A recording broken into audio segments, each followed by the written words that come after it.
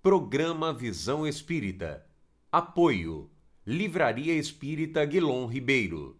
Há 50 anos divulgando o livro e a doutrina espírita.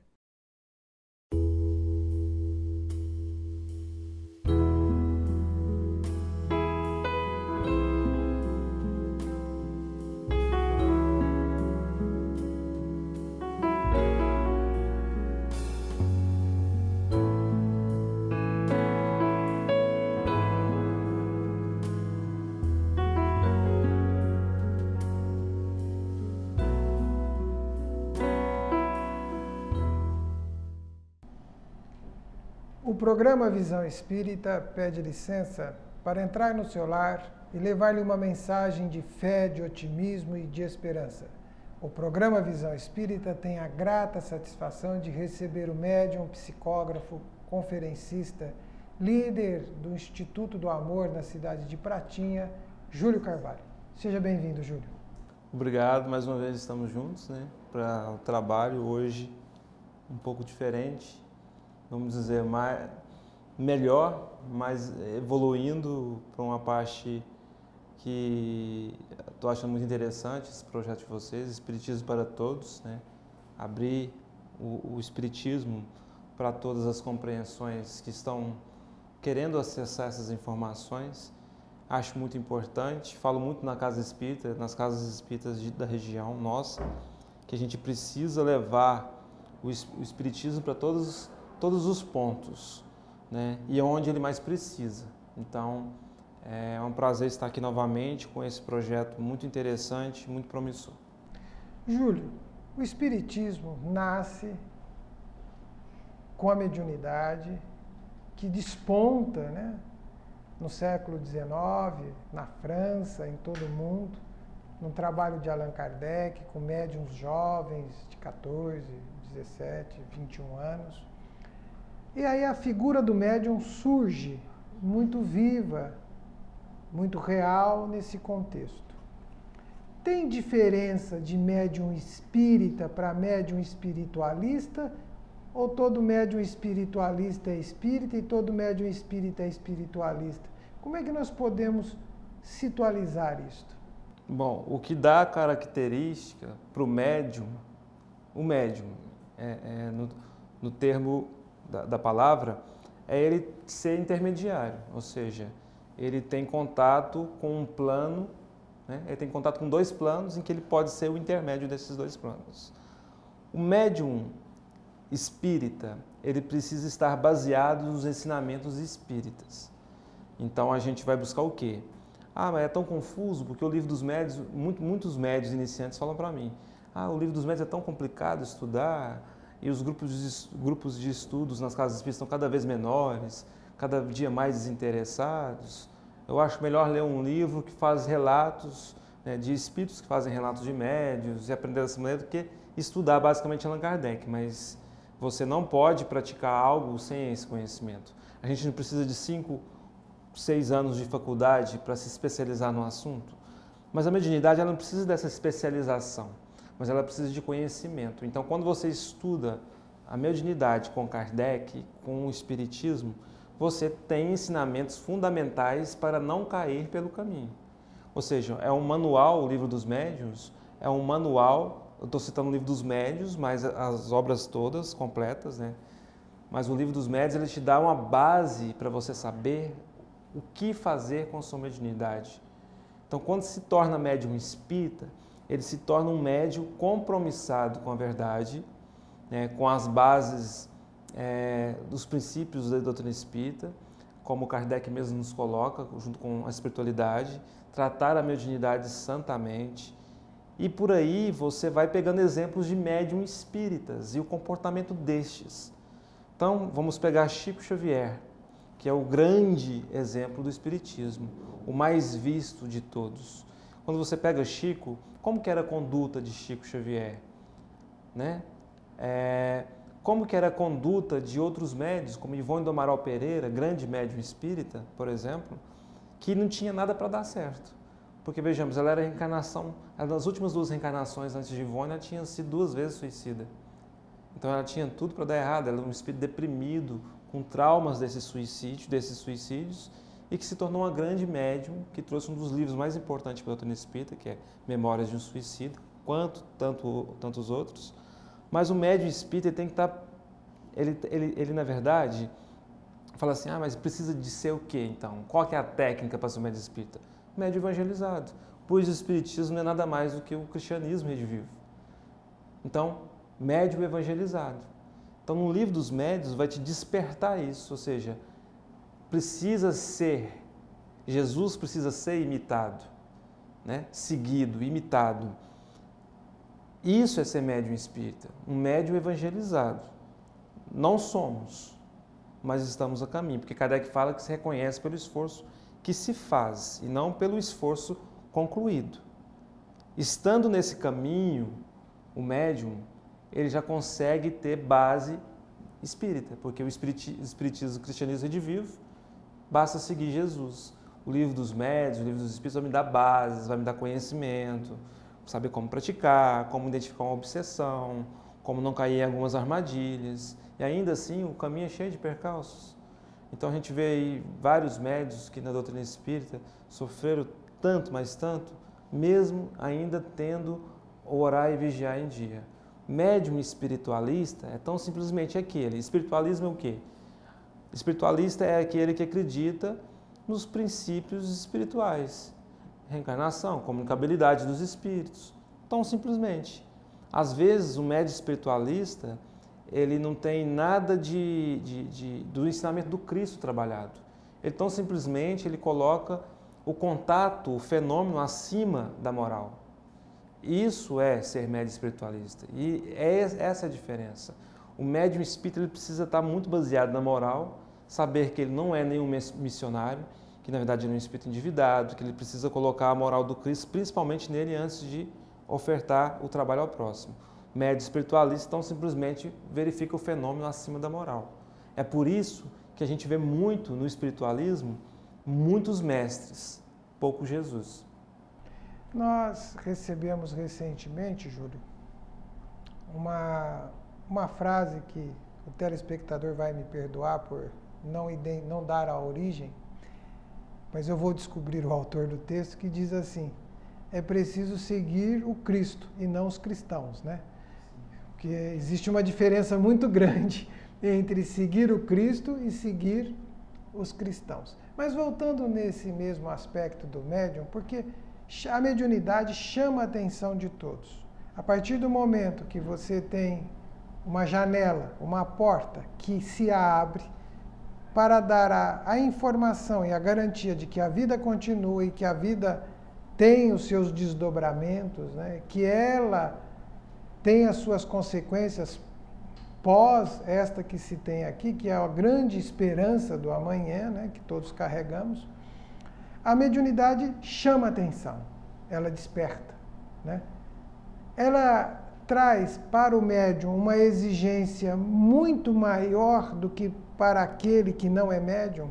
O que se exige de um médium de comportamento ético, de comportamento moral, é muito mais do que se exigiria de alguém que não tem essa faculdade exponenciada, potencializada? Não, porque todos nós estamos aqui para uma reforma íntima. Então, mas a cada um é dado segundo a sua capacidade e cobrado também.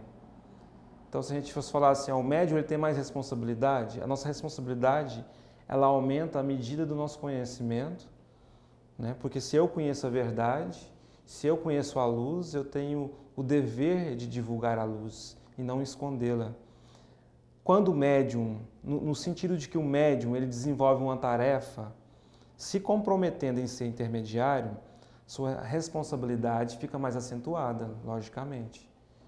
Mas a responsabilidade do Cristo em nós, ela é igual para todos.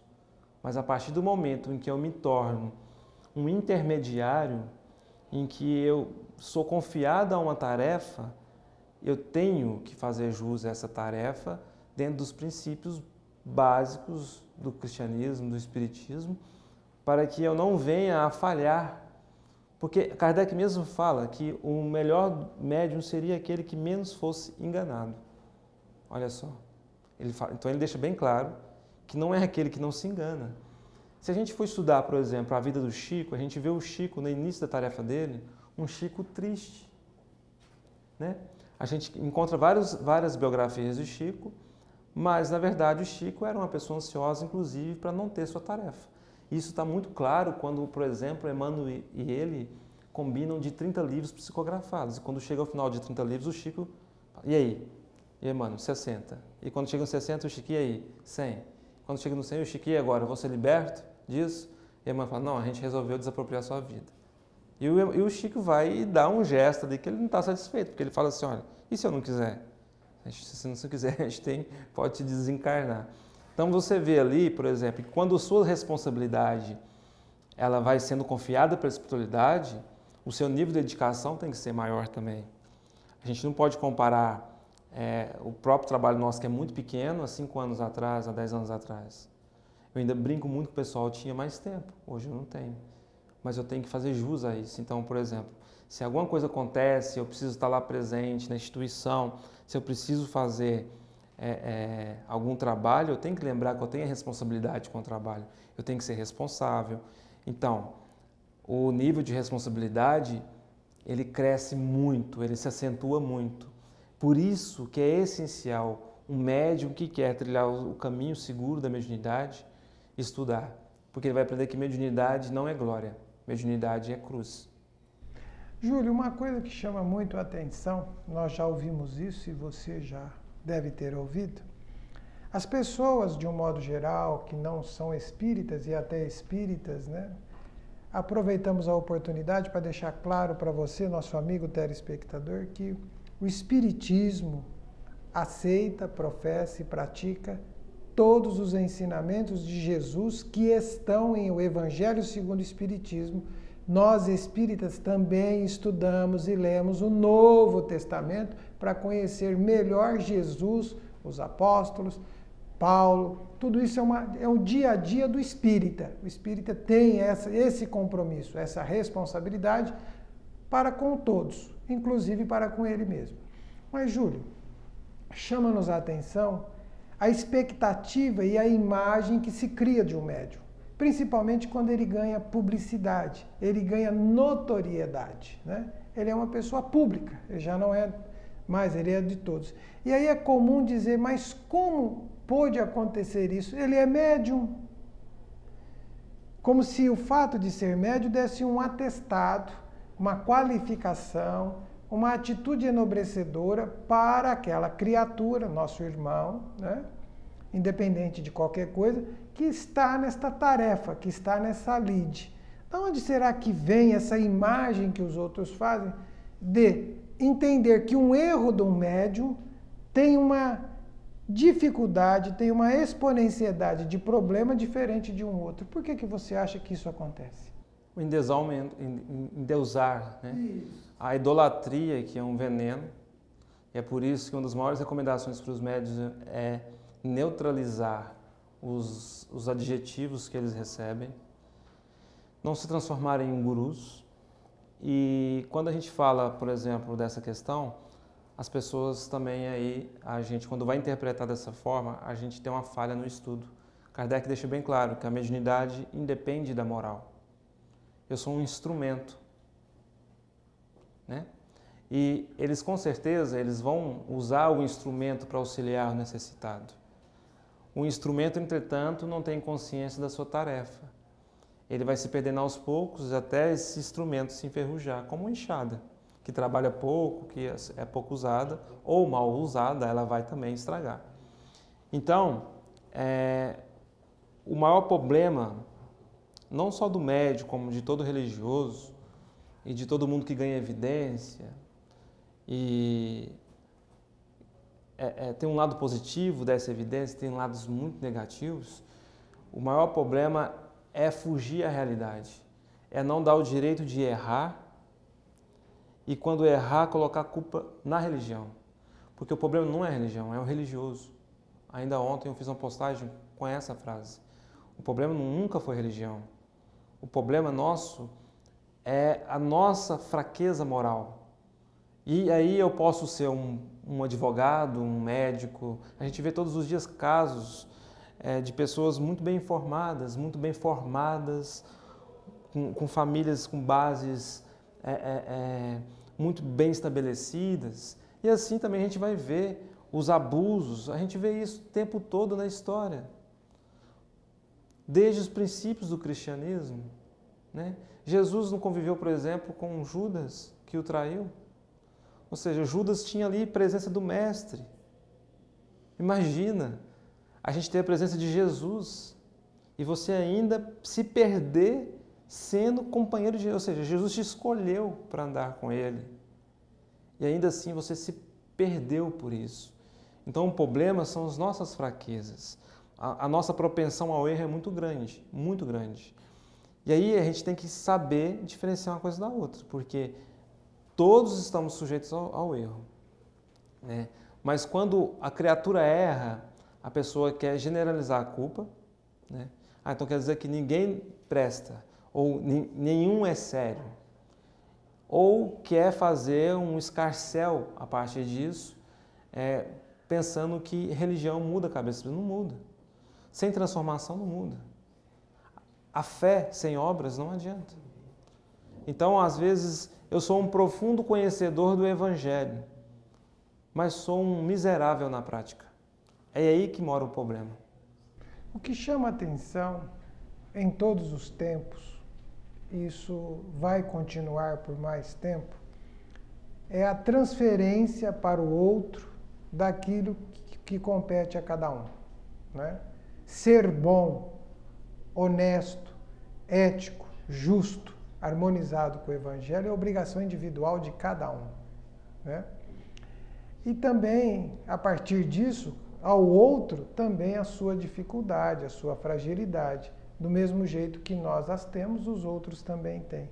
Ocorre que o médium tem mais dificuldade na nossa leitura para você avaliar, porque ele está mais exposto a uma sensibilidade, à influência daqueles encarnados com o qual ele reside, que ele convive, com as suas próprias dificuldades e mazelas, mas também com maior sensibilidade para o mundo espiritual. Médium é só assessorado por bom espírito ou será que médium também sofre influência de espíritos doentios e maus? Muito mais de doentios e espíritos ainda malévolos, né? Quando eu uso essa palavra, eu lembro do Eliseu Rigonati, no Evangelho dos Humildes. Espíritos malévolos, ou seja, que estão propensão ao mal ainda. Então, muito maior. Porque se o mundo é de provas e expiações, a gente tem um maior número de criaturas ainda numa situação muito debilitada em sentido moral. Se eu estou num planeta desse, a influência do mal é muito maior em cima de mim do que a do bem. O bem ainda é muito tímido. Mas a grande dificuldade o médium tem essa sensibilidade, né? Ele tem essa sensibilidade aberta às influências e ele esquece muitas das vezes do orar e vigiar, que é algo que a gente vai trabalhar muito hoje na palestra, porque o Cristo recomenda orai e vigiai. Não acabei de falar de Judas. Judas tinha companhia do Cristo, foi escolhido pelo Cristo, ele se perdeu. Ou seja, a gente pode ter o rótulo que for, pode ter a formação que for, que a gente corre o risco de se perder. Mas o problema é que quando a gente se estabelece, que a gente acha que a gente está bem, quando a gente está com a barriga cheia, a gente não prepara o alimento, o seguinte, você fica desmotivado da prece, você está iludido ali com as alegrias que você está colhendo. Então a gente vai lá, é como se você fosse lá, porque eu sou produtor rural, então eu sei do que eu estou falando. Eu brinco muito com os nossos companheiros que trabalham na zona rural, que a gente às vezes demora muito, fica muito tarde para fazer um plantio de milho, para plantar o milho, para fazer a silagem para as vacas. Se a gente não plantar em tempo certo, a gente fica sem colheita. A gente precisa ter sempre a vigilância de plantar em tempo certo. E o problema nosso é que quando a gente tem as primeiras colheitas de um pensamento vigilante, de uma conduta que está se reerguendo, que está entrando nos trilhos, a gente esquece. Por exemplo, é muito comum quando muitas pessoas interessadas a entrarem para as reuniões mediúnicas, desenvolvimento mediúnico, elas se esforçam muito para os estudos e depois param os estudos. É muito comum espíritas lerem e não estudarem o Livro dos Espíritos, ou estudarem uma única vez, depois o Livro dos Espíritos fica lá na gaveta, fica lá na estante, não é mais lido. A necessidade de vigilância é o tempo todo, porque o tempo todo a gente está sendo ameaçado pelo mal. Porque o tempo todo a gente é testado. Não existe um segundo sequer que a gente não é testado. Mas a gente tem que entender o seguinte, que a gente é testado para o bem e não para o mal. O problema nosso é que, invigilantes, acabamos que nos entregamos mais ao mal. Então, se eu vejo uma pessoa numa situação deprimente, eu vou julgá-la ao invés de compadecer. Se eu estou numa situação em que eu sou atraído por uma tentação, eu caio nela ao invés de evitá-la, alegando carne fraca, né? Na verdade, o espírito que é fraco. Então, por aí adiante, o maior problema nosso é achar que estamos muito bem protegidos, porque temos um mentor, porque eu sou fulano de tal que trabalha na desobsessão, porque eu sou médico psicógrafo, porque eu tenho tantos anos de trabalho, porque eu estou no trabalho porque foi fulano ou ciclano que me indicou. E isso não adianta. Porque não adianta, como você mesmo disse, porque é uma luta individual. O processo de evangelização é uma luta individual. O processo de vigilância é um processo individual. Eu não vou conseguir ser vigilante para você, nem você para mim. Então, cada um tem as suas lutas. E o médium, ele tem muito mais sobre ele uma carga negativa do que positiva. Porque ele mesmo atende aos sofredores. Então, ele precisa entender que ele é um servo e que ele precisa estar ligado a Deus diretamente, né, em oração, em vigilância, para que ele consiga realizar esse empenho dele com boa fé, com uma boa dinâmica, de uma forma saudável. A partir do momento em que eu começo a entrar na doença dos outros que eu atendo, que eu começo a entrar na invigilância, aí sim eu vou ser guiado por entidades infelizes e o meu caminho tende a ser infeliz da mesma forma. Júlio, a mediunidade é para muitos de nós a tarefa escolhida pelos compromissos que tivemos outrora com o Evangelho. Há, espalhado por todo o planeta terrestre, inúmeros espíritos comprometidos com o seu bem através do próximo, do qual eles precisam trabalhar para o próximo pelo seu próprio bem e automaticamente pelo seu próprio bem para o próximo. São compromissos assumidos com o Cristo, com o crescimento e com a evolução do sentimento e moral deste planeta Terra. Os médiuns, muitos médiuns que se destacam desde uma evidência pública muito grande até dentro da sua casa espírita ou até dentro dos seus ambientes, né? Como agir na mediunidade com Jesus?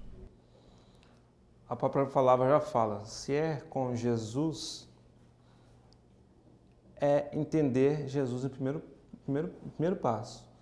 E lembrando que o fato de estar com Jesus, de trabalhar com Jesus, não é fácil. Né? Porque Jesus mesmo deixa bem o recado. Pegai tua cruz e siga-me. Ou seja, a tua cruz. A coisa não vai ser tão boa assim não. E siga-me. E quando Jesus quis dizer siga-me, ele diz, siga os meus passos. Então vamos para os passos de Jesus. O que aconteceu com Jesus quando veio divulgar o amor? Não é? Jesus foi incompreendido, Jesus foi o tempo todo perseguido, Jesus foi o tempo todo também aplaudido. Mas Jesus demonstrou ainda que aquelas mesmas pessoas que aplaudiram quando ele entrava em Jerusalém, foram as mesmas pessoas que depois o julgaram. Né? Que haverá momentos de solidão, momentos de provações, mas que você tem que ser sempre os princípios cristãos sempre têm que estar em evidência. Então, o que importa o mundo? Né? O que importa o mundo se eu estou seguindo o caminho do Cristo? Perdoando, amando, divulgando coisas boas. Então, a gente vê hoje em dia uma dificuldade em nós que é do individualismo. E aí a gente deixa de seguir Jesus. Porque quando, por exemplo, assim, eu falo assim, não, a gente tem que seguir Jesus, mas a época está muito difícil, vamos tirar esse ensinamento aqui, vamos esquecer que Jesus pediu para perdoar os inimigos e vamos fazer com que os inimigos sofram. Então, seguir Jesus é difícil, porque ele trabalha com a gente por dentro. Você tem que abaixar a cabeça e pensar assim, meu Deus, o que eu estou fazendo? Porque quando ele fala, orai por aqueles que vos perseguem, né? Fazer o bem ao próximo, fazer o outro que gostaria que fosse feito, ser de dóceis, ser de caridosos. Então é seguir esses passos do Cristo. É isso, é seguir os passos do Cristo. Então, mediunidade com Jesus, uma mediunidade evangelizada, que atende a quem quer que esteja numa situação difícil, oferecendo o melhor que se tem. Seja o médium passista, seja o psicólogo, não existe mediunidade melhor que a outra. Isso é uma mentira que se cria. Não existe médium que destaca melhor que o outro. Eu conheço um médium, por exemplo, peço licença para falar, que eu acho que esse médium segue Jesus, e ele é conhecido simplesmente por pessoas que vão lá para reclamar com ele.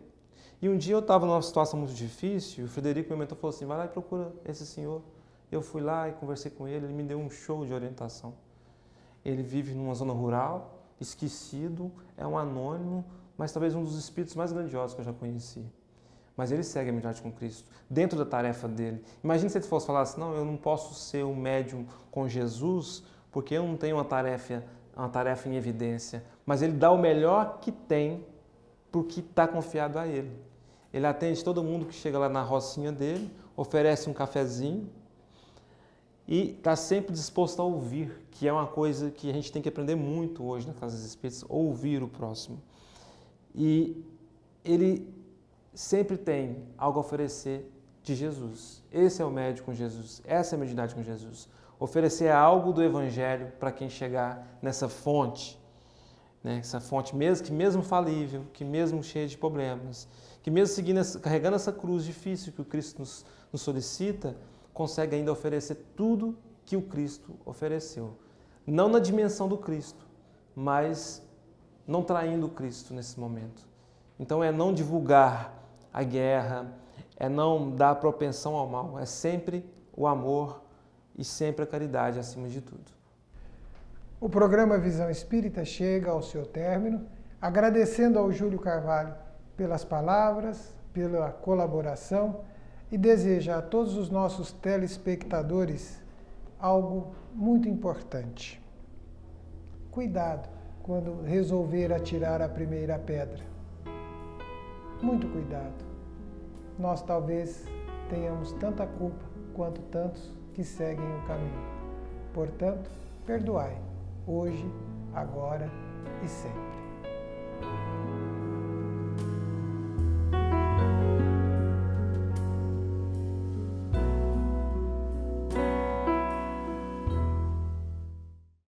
Programa Visão Espírita.